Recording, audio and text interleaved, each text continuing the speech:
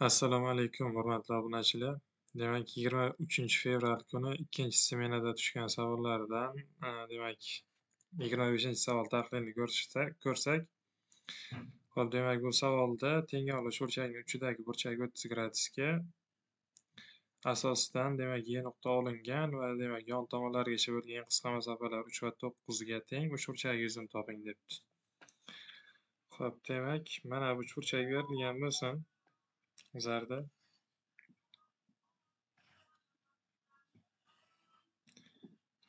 Xo'p, demak, uchidagi burchak 30 gradus ekan.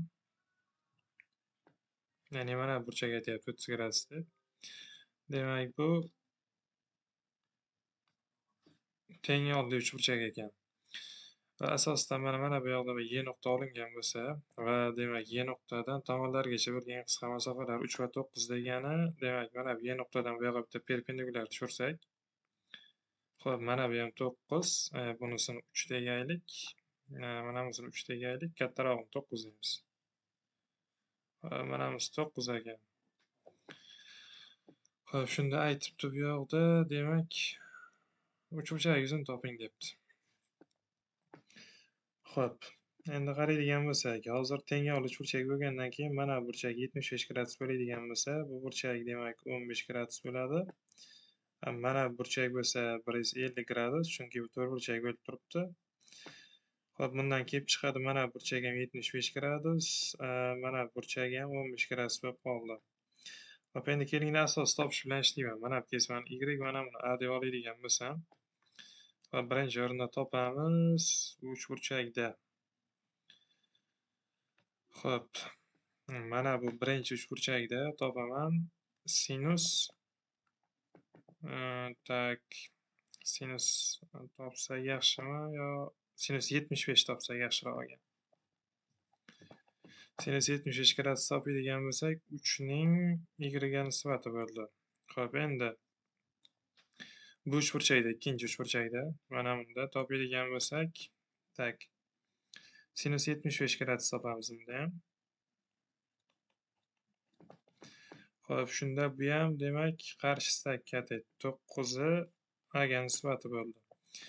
Bundan Y topsam 3 taqsim sinus 75 gradus. Demak, mana 75. Bundan A ni topadigan bo'lsam 9 taqsim sinus 75 gradus bo'ldi. Xo'p, endi mana bu asos topib olaylik uzunligini. Asos uzunligi Y plus A bo'lib turibdi. Ikkalasini qo'shib yuboradigan bo'lsak, demak, Y plus A ni qiymati 12 taqsim sinus 75 gradus bo'ladi. Xo'sh, endi bunga asosini topib oldik. Umumiy holatda qaraydigan bo'lsak, katta uchburchakka, xo'p, Y plus A ni, ya'ni asos qiymatini topgandan keyin uchburchak o'zini ikkinchi marta chizib olaylik-da. Hozir bu chizmani o'zidan qochib ketmasligi uchun asosi buni 12 taqsim, demak, sinus 75 gradus bo'lib qoldi. Yuqorisidagi burchak 30 gradus bo'lib turibdi. Demak, mana bu tomonni x desak, bu taraf ham x teng yonli bo'lgani uchun. Endi bunga balandlik tushirib olaylik mana bunday qilib. Balandlik tushirib oladigan bo'lsak, bu h. Demak, shunda mana bu burchak 75 gradus bo'lsa, bu burchak 15 gradus bo'lib qoladi. Demak, bu teng yonli uchburchak bo'lgani uchun mana bu tomon 6 taqsim sinus 75 desak bo'ladi. Chunki bu asos yarimga teng bo'lib turibdi. Bu yog'ini ham 6 taqsim sinus 75 gradus deb oladigan bo'lsak. Xo'p, endi kelinglar mana bu, ya'ni shu birinchi uchburchak deyman bunda. Mana shu birinchi uchburchakda topamiz. Tak, sinus 15 gradusi. Demak, sinus 15 gradus topadigan bo'lsak nima bo'ladi? 6 taqsim sinus 75 gradusni qarshisidagi katet x ga nisbati bo'ldi. Demak, bundan x qiymatini topadigan bo'lsam, 6 taqsim, demak, sinus 15 pastga tushib ketsa, sinus 15 gradus, demak, sinus 75 gara sinus 15 bo'lib qoldi-da. Buni soddalashtirib yozish mumkin quyidagicha. Demak, mana bu narsani o'zini ham cosinus 15 qilib yozsak bo'ladi. Keltirish formulasidan bu yog'i sinus 15 bo'lib turibdi. Demak, buni 2 ga ko'paytirib bo'lsak, 12 taqsim, demak, 2 sinus 15 cosinus 15 gradus bo'lib qoldi. Va endi bu sinus 2 alfani formulasini beradi va bu sinus 30 gradus bo'lib qoldi. Bundan demak, x qiymatini 24 ga kelib chiqdi bizlarda.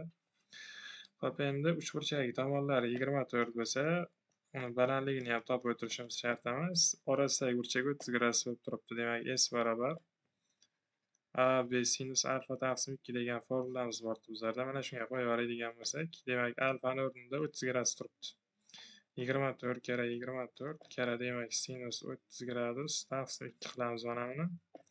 Xo'p, bu yoqda 12 bo'lsa, sinus 30 da ham demak 2 dan 1 teng. Demak, bu 24 kara 6 bo'lsa, 144 bo'lib qolar ekan yuzasi jami. Xo'p, demak, 144 degan javob A kalitda turibdi. Demak, Telegram kanalimizda qolgan masalalarni ham demak video yechimlarini berib boramiz birin-ketin. Telegram kanalimiz bu Master Matem.